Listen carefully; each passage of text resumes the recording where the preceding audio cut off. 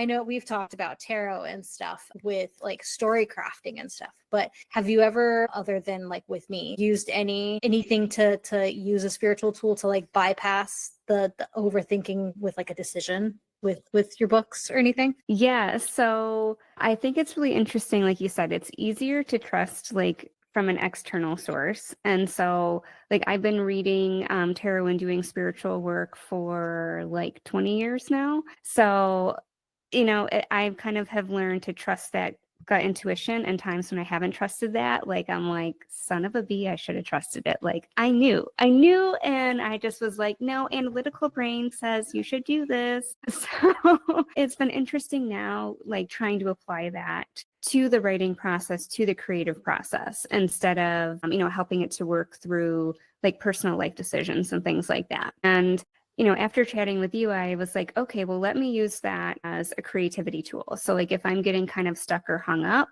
I love tarot cards because of all the archetypes, things like that. So I tend to use those a little bit more than like oracle cards and things like that. So I might pull that for my plotting and be like, okay, I'm going to pull this, these cards, and they're each going to represent an act or a chapter or something like that. And that kind of gets my brain going, and it like gives me permission to get out of analytical brain and into creative brain.